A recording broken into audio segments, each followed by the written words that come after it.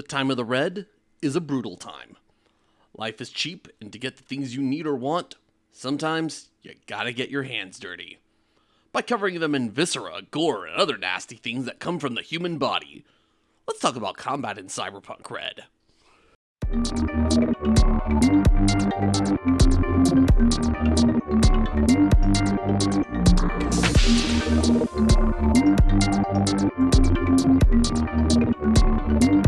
The combat rules start on page 168, and this chapter is named Friday Night Firefight. Partly because that's traditionally what they've called the combat rules since the first edition. But I think more pertinently is because there's a lot of granularity involving how ranged weapons work. What kind of gun you're using, if you're using one, determines a lot of your options in Cyberpunk RED. Which makes sense. Wizards are not a thing here. Go play Shadowrun if you want that. Fights in Cyberpunk RED start in the classic way. Roll for initiative, which in this case is your reflex plus 1d10. Highest roll goes first, and all ties are resolved by die roll. You probably know all this right now. On your turn, you get one move and one other action, once again from a list on page 168. There's a few pages explaining each action in more detail, but for the most part, their name and description in the chart gives you everything you need to know.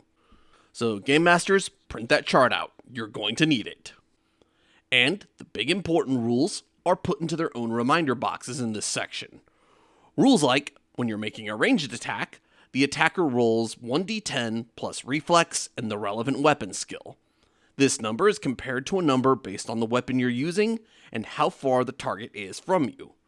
One important exception to that rule is if the target has reflexes as 8, because then they're fast enough to somehow dodge bullets. And keep in mind, this is a very rare and costly ability to have, which I'll explain why later. Melee combat, by contrast, is 1d10 plus dexterity and the relevant melee skill against the target's dexterity, evasion, and 1d10. Unarmed attacks have their own options, so it isn't as if grab a gun or bonk to the head is all you get. The short version is that just as how you have different kinds of guns, you also have different kinds of unarmed fighting via martial arts, each with their own unique special moves.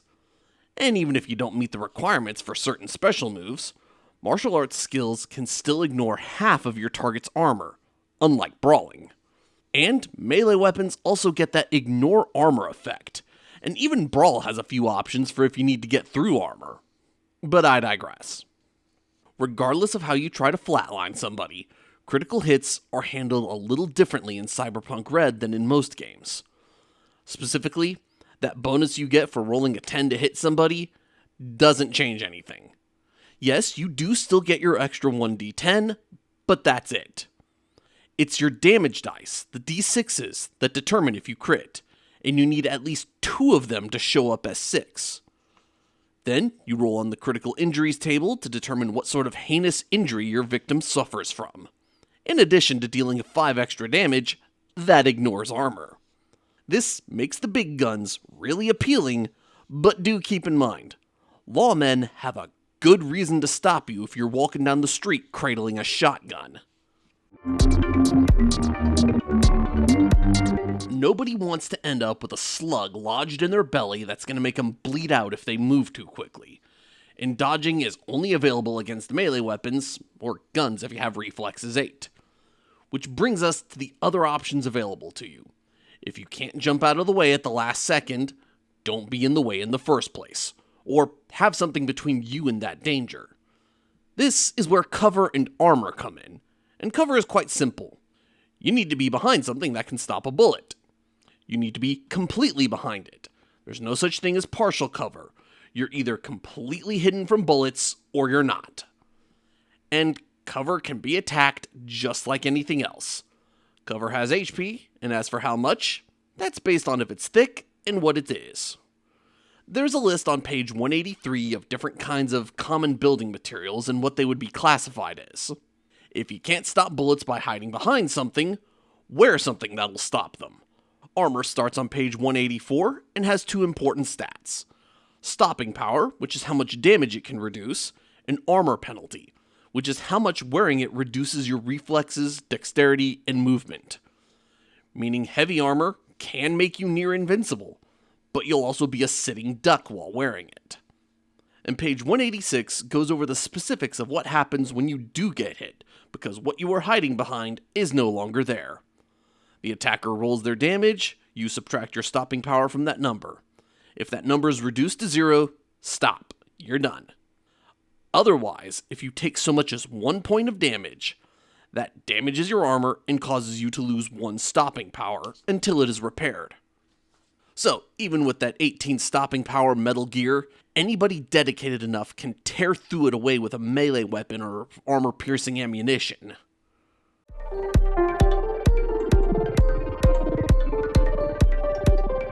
Let's have an example of a firefight, shall we? Let's say we've got 2 characters. Buddy Rowe, a somewhat antisocial tech that drew the ire of an exec, who then hired Sergeant Dunker, a solo, to teach Buddy an important lesson in respect. Sarge knows that Buddy is usually poking around in a certain junkyard, so he gets into a nearby rooftop, readies his assault rifle, lines up a good shot, and fires. We'll say, for the sake of argument, it's about 75 meters away, meaning that Sarge needs to roll 15, a relatively easy feat for somebody with 8 reflexes and shoulder arms at 6, for a total of 14. And just to make sure that Sarge doesn't miss, he's going to use the solo roll ability at 4 to gain fumble recovery. Just for the heck of it, we're going to roll, and sure enough, Sergeant Dunker does get a 1. Normally, this would call for rolling another d10 and subtracting, but fumble recovery means that we don't have to do this. All that happens to Sarge at this point is he's treated as having rolled a 1, which is added to his rating of 14 to give him the 15 he needs to tag Buddy. Single shot from an assault rifle does 5d6 damage. If we roll 4, 6, 3, 5, and 4, that'll be 22 damage done to Buddy. Now, junkyard work is dangerous, so Buddy did remember to wear his light armor jack, which stops 11 points of that damage, leaving him with 11 points that he will take, and it also reduces the stopping power of his armor by 1 to 10. At this point, we can now roll initiative to see who goes next, since Buddy is definitely aware that somebody is now out for him. Sarge rolls 1d10 in reflexes, and so does Buddy. Sarge gets a 3 plus 8 for 11, while Buddy has 5 plus 7 for 12. This means Buddy will go first. Knowing that he's in danger, Buddy then decides to dive for cover among the wrecked vehicles, keeping low and eliminating Sarge's chances for a second shot. A good idea, since at their current range, Buddy would need 30 to reach Sarge with his shotgun. He wouldn't have a chance with a reflexes of 7 and a long arms of 6. After losing sight of his target, Sarge heads down to the street level to go into the junkyard and get up close and personal.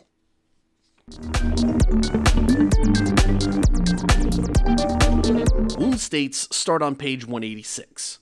The amount of damage you've taken determines your wound state, which ranges from, yeah, you're hurt, to you're hurting so bad you're having trouble moving, to dead. Ha! This is also where the critical wound tables are. Basically, Cyberpunk RED is the sort of a game where taking damage is not something that just inches you closer to a flat line. Every hit wears your character down, and can make the next hit they take even worse. So let's spend a moment going over the ways to reverse the effects of getting hit.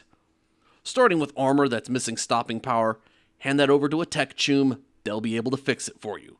Or talk to a fixer who might be able to help you find one, or a new set of armor altogether. Wound states, on the other hand, are what happen when your HP is low, and depending on how low it is, it can be harder for you to stabilize your condition. And even if you're only missing 1 HP, you do still need to stabilize. Natural healing does not start until you've been stabilized. When you are stable, your body rating determines how much HP you get back each day that you rest, doing pretty much nothing. Critical injuries, however, are where things get a little scungy and dangerous, because depending on what the injury is, will determine what skill you need to treat that injury. You can pretty easily do a quick fix to temporarily remove most effects using the first aid skill. But if you want to remove them, you need the more costly paramedic skill, which will let you treat most injuries. But the most grievous of injuries can only be fixed if you are a medtech and you have the surgery skill.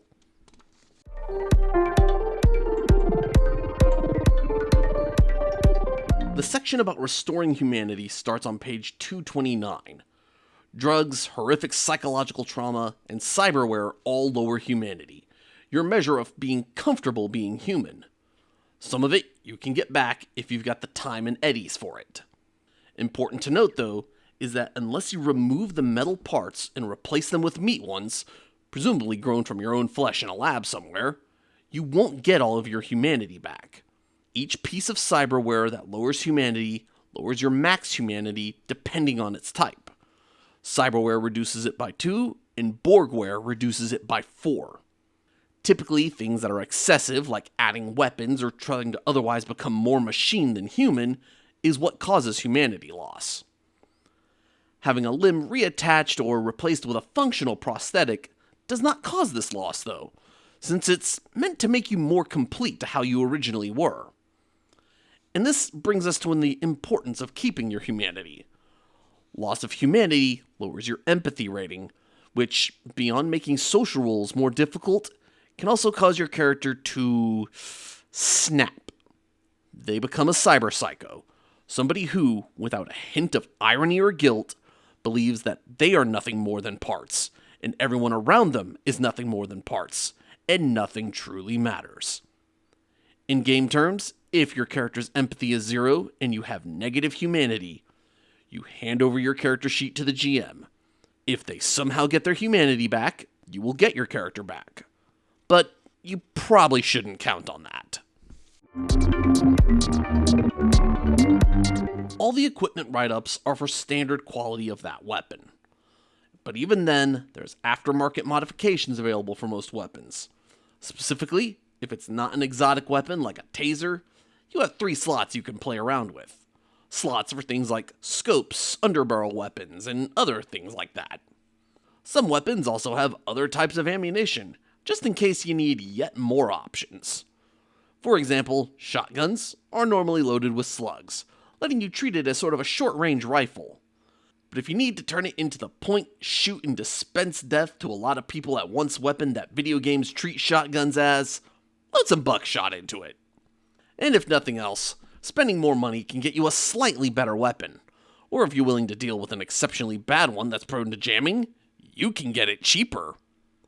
Higher quality weapons do cost more, but give a +1 to attack rolls made with them. Lower quality weapons, by contrast, are cheaper, but jam on a roll of 1, requiring you to spend a turn clearing the jam before you can use it again. You cannot normally raise stats. There's a few cyber and Borgware options that can raise them, but that'll really eat into your humanity rating if you go with those. Your skills are the more easily improved thing, and those, combined with what weapons you have, are what give you your options in combat. And since consequences of combat can be dire, it probably shouldn't be something you run into without at least thinking a little bit first about what you're gonna do. Using a sniper rifle in close quarters is probably not a good idea. And if you think it is, keep your head down and leave the fighting to the professionals.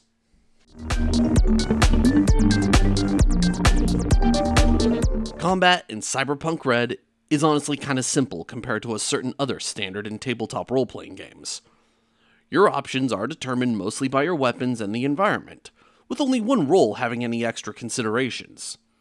There are a lot of exceptions and minutia, but these are available to everybody. A lawman, solo, or even a medtech can all pick up an SMG and go buck wild with autofire. It'll mostly work the same. Which also means this, Game Masters. Featureless rooms are definitely uninteresting in this game. But at least you don't need to worry about a wizard that's always flying and invisible at the start of every encounter. Thanks for watching. If you found this interesting or helpful, give me a thumbs up like. And if you want to learn more about Cyberpunk RED or other tabletop role-playing games, consider checking out my other videos, or subscribing. With all that said, always take it to the edge, choose.